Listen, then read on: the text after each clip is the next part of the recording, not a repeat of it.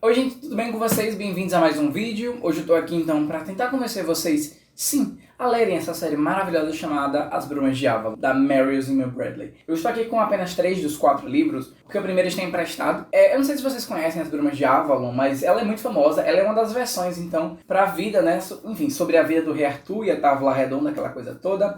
Então não vou fazer aqui nesse vídeo uma resenha tradicional, né, eu vou te dar mais motivos para ler, porque, enfim, existem milhões de vídeos aqui no YouTube, então é isto. Bom, eu surtei lendo esses livros, cada um deles é um tiro na cara do leitor, porque você tem ali, então, não apenas uma boa história, você tem uma crítica, você tem um embasamento, você tem um respeito. Falando aqui rapidamente sobre a sinopse desses livros, você tem então, como eu falei, a versão da autora, da Mary Zimmer Bradley, sobre o Rei Arthur e a Távola Redonda, né, e aquela coisa toda. Está muito fixado no nosso imaginário como algumas coisas foram passadas, né, dentro dessa história. E ler As Brumas de Avalon não é apenas só ver uma das visões sobre aquilo tudo, mas entender a importância do registro, né? Registro de quê? De histórias que são passadas adiante e como essas histórias chegam até a gente, né? Nesses livros aqui de Idade Média nós temos então a visão dos bardos, né? Então aquelas pessoas que ficavam responsáveis por contar histórias e passá-las adiante. Esses livros aqui nós temos a visão das mulheres sobre tudo o que estava acontecendo, né? Então algo que as pessoas geralmente citam, né? As Brumas da Marion, elas são então a visão feminina sobre a guerra, mas não é só isso, sabe? Não é apenas uma história sobre personagens femininas contando sobre o que elas viam. É muito mais do que isso. Tem um quê de política aqui que, assim, tem gente que não percebe, sabe? Mas, enfim, nós temos a situação da Bretanha, né, na Europa, precisando de um novo rei. Então, assim, cadê o novo rei? Precisamos de alguém que represente aquele povo e que unifique e lidere-os contra os nortistas, né, os saxões. Então, nós temos 4 mulheres principais aqui. Nós temos a Viviane, ícone, perfeita, rainha, tudo na minha carreira, que é então a rainha do lago, né? Nós temos a Igraine, a Morgause e a Morgana. A Morgana, então, é a protagonista. No primeiro livro, ela é muito novinha, então ela não tem muita voz, meio que não sabe muito bem. A gente acompanha mais a Igraine, que é então, se não me engano, tia da Morgana. Essas coisas me confundem. E ela acaba se casando com Uther Pendragon. Esse cara, ele tinha, né, meio que tudo pra ser o melhor rei, entre aspas, né? Ele tinha um futuro promissor, mas infelizmente foi gongado. E aí, eu não vou dizer como, mas acontece um barraco nesse primeiro volume, que eu adorei. Inclusive, se você gosta de fofocas de barraco, esses livros são pra você, porque Camelot, olha, é um antro. Bom, se você gosta de novela de cavalaria, se você gostou das Crônicas de Gelo e Fogo, é bem provável que você goste desses livros aqui, mas com um adendo. Não são livros que vão trazer cenas sanguinolentas, batalhas, guerras e nada do tipo. A gente vai ter então visão sobre coisas que estavam acontecendo lá fora, né, da guerra, mas nós temos então acompanhado as mulheres, e as mulheres não participavam de conversas sobre a guerra, certo? A gente tem um viés muito mais político aqui nessa história, que eu particularmente prefiro, sabe? Bom, as pessoas geralmente falam assim, leia As Brumas de Avalon porque ela traz personagens femininas fortes e à frente do tempo. Não é muito bem assim, é também, só que é muito mais do que isso, sabe? É você entender que essas personagens femininas, elas são humanas, elas estão errando, sabe? Elas estão pecando e usando a religião como desculpa, isso é muito legal. Outra coisa que fica muito marcada aqui nesses livros e que, assim, pra mim foi o que, né, sempre me chamou a atenção, foi a questão do embate pagão e como a questão pagã ela é descrita nesse livro.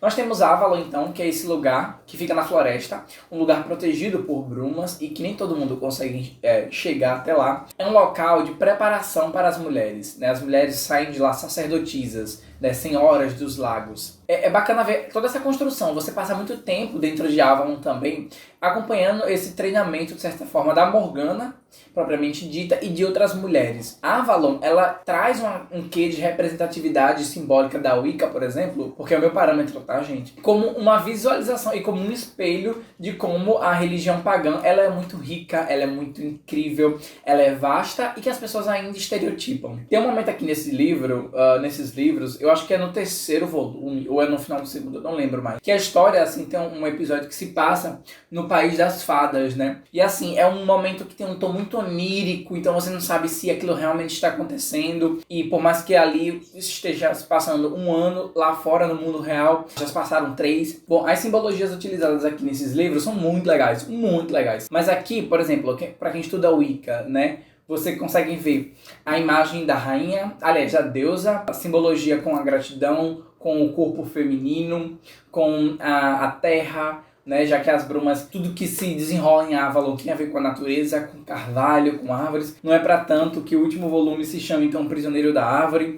Enfim. E assim, eu acho que o principal motivo para vocês, enfim, lerem esses livros é a crítica ferrenha da Marion Zimmer Bradley com esse comparativo entre religião cristã e o paganismo. Porque então nós temos uma Europa que estava dando seus primeiros passos, né, de intolerância. Uma igreja, né, uma força cristã que usa o nome de Deus para cometer seus atos hipócritas perante uma religião que já era muito mais antiga do que ela, né? Então você tem o paganismo sendo varrido das cidades, né, da Bretanha. Você tem discursos que são, como eu posso dizer, formalizados dentro da corte na boca de personagens como a Guinevere, que é então a mulher do Arthur. A Guinevere é a personagem mais insuportável desses livros, porque ela representa a alienação completa, a fanática religiosa. Ela tem um embate em todo o tempo aqui com a Morgana. Ela usa muito da sua... Ela faz muita chantagem emocional também em cima do Arthur, porque Arthur aqui é um bobão. E usa a religião também como forma de escapar de várias situações. Esse livro aqui, ele é incrível. Ele tem o Merlin, desde o primeiro livro, como uma grande força que sempre que pode contradiz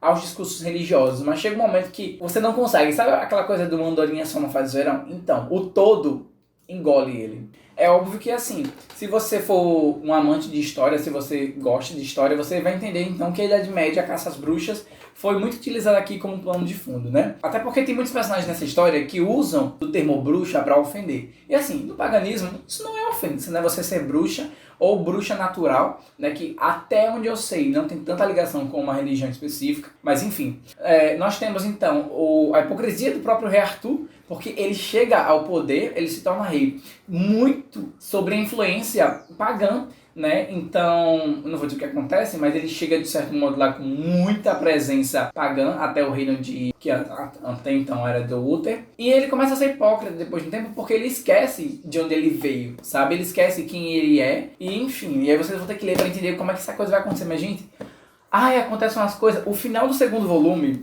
o A Grande Rainha, eu não sei nem explicar. Então, meu pai do céu, se você é ansioso, você vai estar lascado, porque esse livro, ele é muito incrível. A última linha, eu tô lendo aqui, eu tô já... olha, enfim, leiam. Assim, muita gente falou que o terceiro volume, né, que é o Gamo Rei, é um livro mais parado, muita gente desiste nesse terceiro volume. Eu amei esse volume, inclusive eu acho que esse aqui é o meu favorito. Vou dizer pra vocês, esse aqui tem um tom mais místico durante todo o livro, né? Um quê mais fantasioso, então assim, eu achei mais legal do que guerras, sabe? Eu prefiro, sei lá, estar em Avalon com as sacerdotisas do que estar, sei lá, numa corte onde só rola fofoca e hipocrisia, sabe? Porque, nossa, esses personagens aqui, eles são várias facetas, né, da nossa sociedade. E enfim, é interessante ver como a igreja católica, ela foi se firmando e tomando proporções absurdas ao ponto de varrer uma religião que veio antes dela e usar isso como base moral. Mas enfim. O quarto volume, ele é incrível, ele tem várias tapas na cara, assim, e ele termina de uma forma triste demais, né? O Prisioneiro da Árvore, o último livro, ele acaba de uma forma, assim, pesada, triste, mas necessária, sabe? Enfim, é muito bom. E assim, em se tratando de escrita, são livros super simples de serem lidos, não tem nada de complicado. Cada um tem menos de 300 páginas, né? Tem tipo 250, 240. Agora você encontra esses livros em edição única, né? Eu vou deixar a capinha aqui na tela, mas eu acho que vocês ainda conseguem encontrar essas versões separadas em sebos, né? Eu consegui as minhas em sebos. E é isto, gente. Se vocês querem ler uma série de qualidade que traz muito mais do que briguinhas e conflitozinhos, leiam As Brumas de Avalon, deem uma chance para Marion Zimmer Bradley, que inclusive serviu de inspiração para o Sr. George Martin. Na verdade, assim, inspiração é a palavra educada. Ele deu uma bela copiada aqui em algumas coisas, viu? Vou falar para vocês. Coisas bem específicas, como por exemplo, esses livros foram publicados, escritos, enfim, na década de 80, 82, por aí. As Crônicas de Gelo e Fogo foram 10 anos depois. E aqui, já acho que no quarto volume, tem um menino que ele vive na corte, ele é uma criança, e ele é muito conhecido por escalar torres. E ele acaba sofrendo um certo acidente porque ele viu uma coisa X. Aí você me lembra quem? Bran, das Crônicas de Gelo e Fogo. E tem outras coisas, assim, o primeiro volume todo é muito A Guerra dos Tronos, sabe? Mas assim, Marion Zimmer Bradley, no caso, veio antes, né? Mas enfim, não quero criar contendas. Um dia, quando eu reler esses livros, eu posso fazer um comparativo com as Crônicas de Gelo e Fogo. Mas eu não sei se foi só eu que tive essa impressão. Leiam As Brumas de Avalon, sério, vale muito a pena. Se você já leu esses livros, me conta o que vocês acharam, quem é a sua personagem favorita, ou o seu personagem favorito, Morgana, claramente, e Merlin. O Merlin do início, vocês vão entender o que eu tô falando. Vejam os outros vídeos aqui do canal. Se você tem esses livros em casa, aproveita agora essa época de distanciamento social e vai ler esses livros, meu caro. Vocês não vão se arrepender, tá? Então é isso, gente. Se vocês gostaram do vídeo, clica no gostei para saber que vocês curtiram. Comenta aqui embaixo, deixa alguma sugestão. Se inscreve aqui e ativa as notificações. É muito, muito importante, que isso me ajuda demais, gente. Muito mesmo no engajamento aqui do canal. E é isso. Até a próxima. Tchau.